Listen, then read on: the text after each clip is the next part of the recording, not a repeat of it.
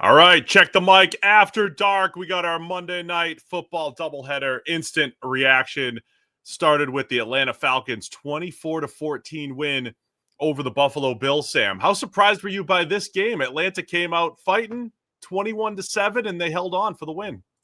Yeah, they did. I mean, the defense caused all kinds of problems for Josh Allen and that Buffalo Bills offense. I think, we suspected that there might be some success for them on the ground with that running attack. Bijan Robinson was great. Tyler Algier early as well was fantastic. So, the fact that they were able to put up a decent amount of showing on offense with that ground game, not that surprising. Drake London was also a huge part of it. But the other side, I think, was pretty shocking. That was as good a destruction job on the Bills offense as anybody has done on it for a long time. Man, that run game, Algier with the long run early, Bijan with an 81-yarder. He's creating explosive plays now, Sam, right? I don't have my complaint anymore where Bijan merely had the most exciting 15-yard runs, right? He'd dance and weave, and then it's like 12-yard gain, 13-yard gain, and he'd have 8 carries for 52 yards. He had an 81-yarder, and he's got these other explosives in the pass game this year. So Bijan, I think, putting it all together, not just as a guy who he's got this skill for just running where the defense isn't and not getting tackled. He does that really well. And man, what a game for him. I forgot he fumbled on his first snap too, but 19 carries for $170 for Bijan, plus another 68 in the pass game. Incredible job. Despite Atlanta, couple dangerous passes by Michael Penix late, including one that could have been a pick six while they were up 7. Yeah. So the defense was amazing. The offense has the ball late, though, for that sort of final drive they had. And Michael Penix Jr. basically throws a pick six. Now, Shaq Thompson didn't catch the pick six, but Penix Jr. effectively threw a touchdown in the opposite direction, and the ball went through the linebacker's hands. He doesn't end up coming up with it, and suddenly we have a totally different ball game. They end up driving the whole way on that drive and putting up points. That could have been absolutely game-changing. So Josh Allen sacked 4 times, and he just finished his 15 of 26 for $180. Sacking Josh Allen that many times, I thought they did a great job. You mentioned causing them problems. The Falcons have been doing this all year with that. Their linebackers have pass rush skills. They send 5 rushers quite a bit. Depending on where you look at blitz numbers, they're either the top or second or third highest blitz team in the NFL, depending on the 15 different places where you could find that data. And they did cause the Bills some problems. And the Bills created some big plays early. It looked like it might be a shootout, 7-7 right off the bat. But the Falcons made a ton of stops when they needed to. It wasn't like they ran away with it. They were up 21-7. And the other story of the game is the Falcons had 3 opportunities where maybe they could have put 3 on the board and they didn't. And normally I'm a go for it guy, right? But none of them worked. So it almost came back to bite them in the end. They went for it on 4th and 3 early, got stopped when they were in field goal range. They went the Drake London play before the half, which was crazy. They had 6 seconds left. They hit him on a slant. And I think he made the right move. He saw daylight, tries to outrun the defense to the goal line and just get these out at the half-yard line stepping out. That would have been a quick 7. It would have been 28-7 at the half. Yeah. But they didn't get a field goal there. Then they had a field goal blocked. So it did feel like one of those games where the underdog has the game in hand, and then they make these mistakes, leave points on the table or just miss points, and then the Bills come back. But, man, the Falcons' defense, they kept stepping up despite, maybe some points being left on the field there. Yeah, I mean, they gave them opportunities, but they were so good on both sides of the ball in the game. Had that pick six that Michael Penix Jr. threw been taken the other way, like we might have been dealing with a very different ball game. But instead, that's a 13-play drive that chews up most of the fourth quarter. And then Allen gets the ball back, and he's moving, but there's not really enough time. They need 2 scores. They couldn't get they were trying to get into position to just get the first one. And then Allen again flushed out to the left. Ball tipped, intercepted, game over. I mean, Atlanta were fantastic in this game, both sides of the ball. They did, yeah. So the Bills needed a miracle at that point anyway, but the interception sealed it, right? They were in that point where they could have decided to kick a quick field goal. Either way, they would have needed a score and then an onside kick. But Atlanta said, nope, we're going to go tip pass. D'Angelo Malone, the edge rusher, dropping into coverage with the interception. So Allen with 2 interceptions, you just got to win the turnover battle if you're Buffalo. Second straight week. So the fallout from this game, I mean, it's a huge one for Atlanta. They're 3-2 now. You've got the Bucs at 5-1 in that division. You've got the Panthers at 3-3. The South is looking pretty good outside of the Saints, or at least getting a lot more competitive. We know that the Falcons and Bucs were there last year till the end. And now Buffalo is not in first place. They are tied at 4-2 with the New England Patriots, who just beat them last week, and they have the tiebreaker, of course. So the Patriots on the rise, and Buffalo, 2 straight losses, man. That's a tough one. And it's wild that the Bills went 26 straight games, winning the turnover battle, and then lost it 2 consecutive games in a row and lost 2 consecutive games in the row off the back of it. I mean, we've said for years, turnovers, it's not that they're necessarily fluky, but they're a massively high variance type of thing. The Bills seemed like they had locked it down. They had become the team that consistently gets turnovers on defense, that doesn't turn the ball over that much in offense, to the tune of 26 straight games, and then click, disappears.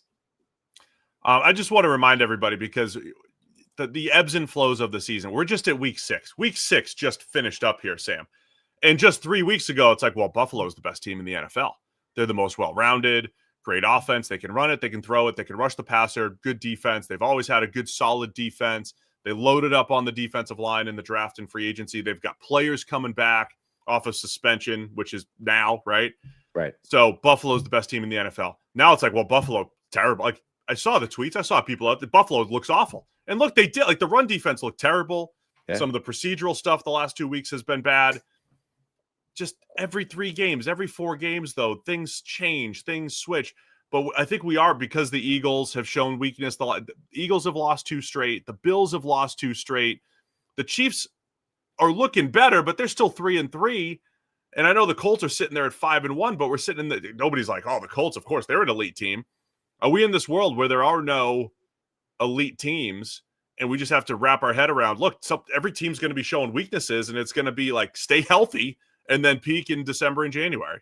Yeah, and not even stay healthy or get healthy. I mean, for all of a sudden, it looks really good for teams like Tampa Bay, teams that have been winning games despite getting really banged up, and theoretically in December might be getting a lot healthier with all these guys back. Like, before the season, you looked at it and said, look, there seems to be a bit of a gap between the truly elite teams, Philadelphia, Baltimore, Buffalo, whoever, and a team like Tampa Bay, who's trying to bridge that gap, even though they've, beaten some of those teams in one-off games. Well, all of a sudden, like, their record is as good as those teams, and they're going to get way healthier as the season goes on, and Baker Mayfield's playing out of his mind. Maybe Tampa Bay is going to emerge as like the best team in the NFL. Yeah, and like, we weren't out of our minds to think Bills, Chiefs, and Ravens. That was a multi-year thing. As long as Lamar Jackson was healthy, the Ravens were there. The Bills and the Chiefs have been, in and around the AFC Championship or the Super Bowl between the two of them. But we'll see. It's still so early. So before we make declarations, this team's bad, this team's great, still a lot of football to be played. I think it's a huge win for the Falcons, though. I mean, obviously, a huge win to get to 3-2. To do it with the run game. I think the Bills' run defense issues were exposed. It was a weird one, because I felt like Deion Walker was in the backfield every other play in the second half, making huge plays, the rookie defensive tackle for the Bills, but they still got wrecked on the ground, including that 81-yarder to Bijan, who's just awesome. And look, 3-2, like, the Falcons could emerge as one of the best teams in the NFL. Like, if Michael Penix Jr. goes back to being a big-time throw merchant and a guy that's going to make all the key plays, plus what you've got with Bijan and Algier and that defense that's destructive. Like, that defense is looking like the Brian Flores Vikings defense. Like, if all that maintains and improves as the season goes on, they could be a legit contender. From week 1, I've loved the Falcons defense. They lost one of those heartbreakers to Baker Mayfield in the Bucs, that last second loss in week 1. I've loved this Falcons defense. And what I used to say about the Titans and the dudes, this is Bijan Robinson with $170 on the ground, Drake London with 10 catches for $158. I mean, they have dudes to take over these games. Kyle Pitts playing better this year. They have those high-end athletes on the offensive side of the ball to take over games. So, any words of advice for Bills fans if they're sad heading into their bye at 4-2? I mean, you're still in a pretty good spot, right? 4-2. The wheels are not like the sky isn't falling, the building isn't burning down. It's unlikely that you're going to spend the entire time losing the turnover battle, having gone 26 straight games winning it. It's just when that happens, it is a problem. I will continue to reiterate. I think the Falcons, look, I think the Panthers are a good competitive team now, better than that they looked earlier in the season. The 30-0 game, though, still looks like one of the bigger outliers because the Falcons offense just laid an egg in that game. Because, I think the Falcons are going to be, a tough team to play week in, week out. Second part of the doubleheader here, the Chicago Bears with a game-winning field goal, 25-24 over the Washington Commanders. We had a lot going on here. Bears got up early. Commanders came back. Another one that felt like, hey, if you're the underdog and if you don't capitalize, if you lose the lead, like it's over. A lot of times it's over if you lose the lead. But the Bears came back, and this one was the turnovers as well. I mean, the Commanders turned it over early and then late, and that ended up being the difference in the game.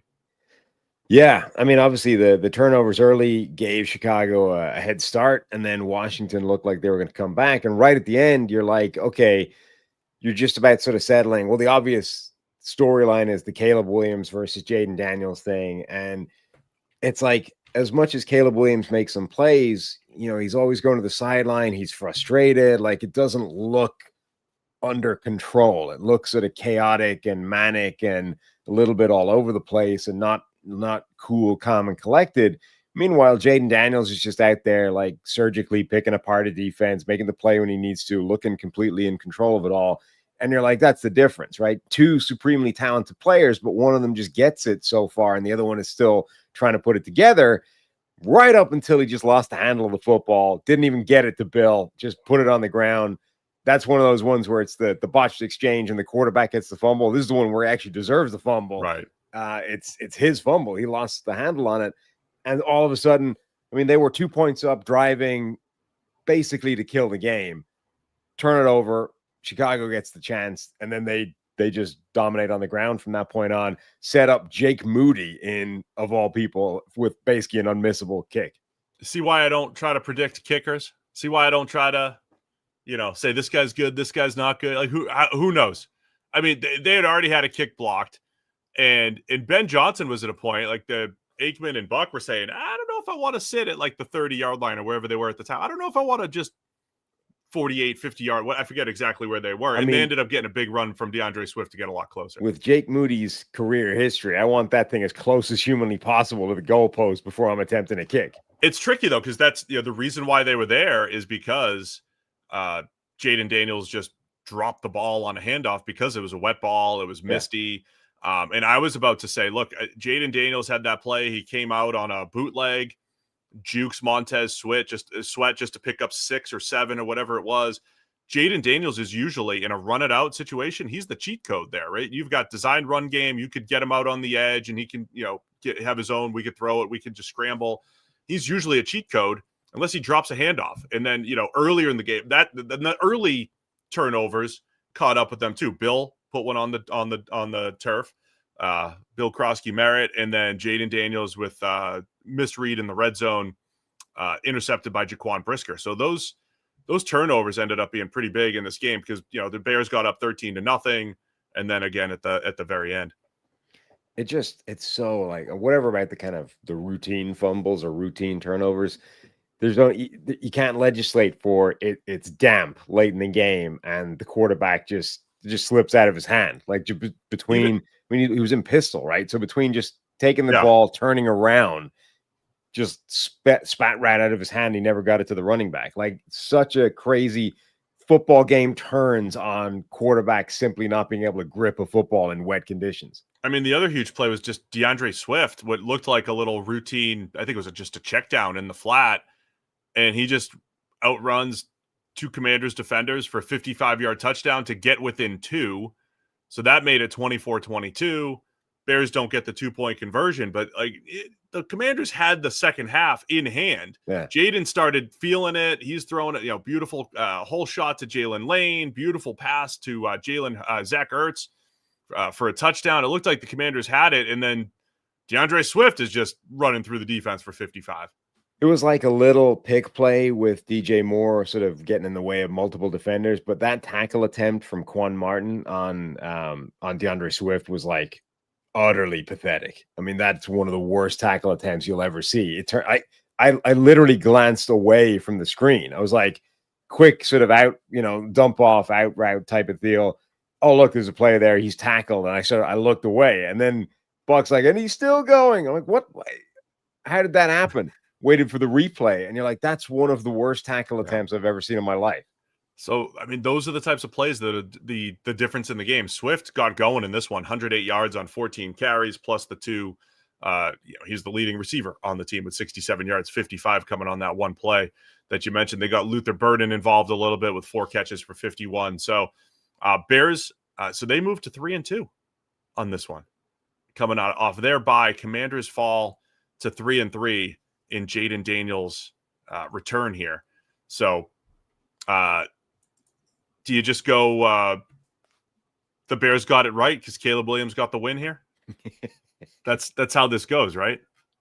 I mean, I think he's still... Or is it Drake May now is the number 1 overall pick? Yeah. Drake May's putting himself... He's certainly getting himself into the conversation. I mean, I think you would come out of this game with basically the same opinion that you went into it with, even though the game ended up going in the opposite direction. Like right up until Jaden Daniels drops that football, you're like, he's just a little bit further ahead. Like he's just more assured, more in command of what he's doing, just making a more consistent level of high decision, even though both guys are exceptionally talented.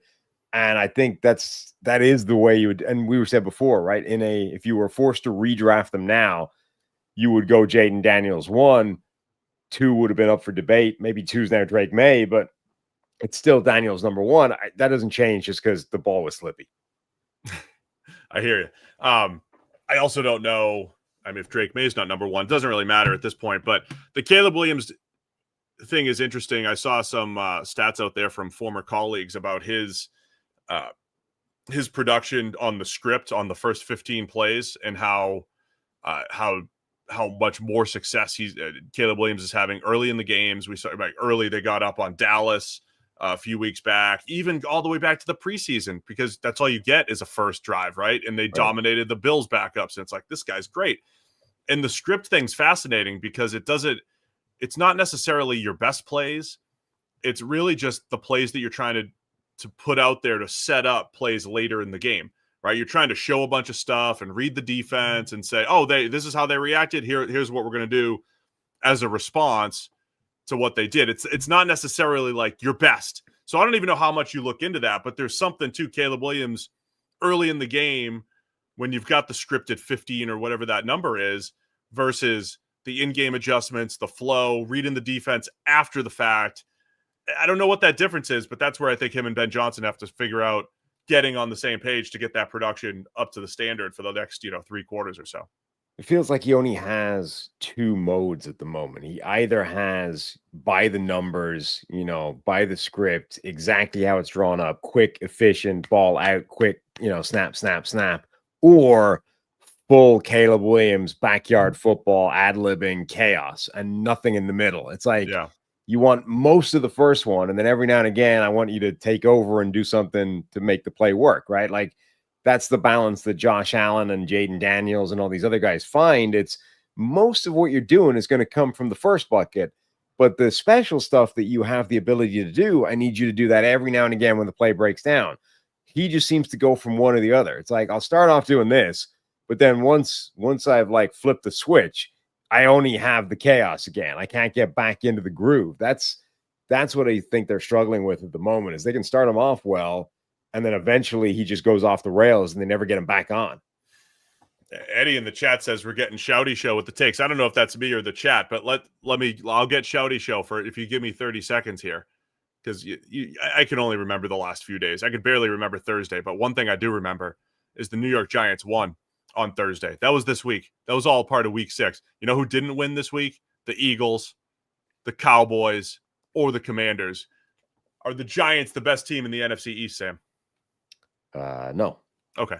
Oh, man. We could have gotten really shouty. We could have brought this to the show on Wednesday and responded to it if you really went in on that. Anyway, appreciate everybody being here. Next week, we got more doubleheader action. 7 o'clock Bucks and Lions, and then was it Seahawks Texans? I believe at 10.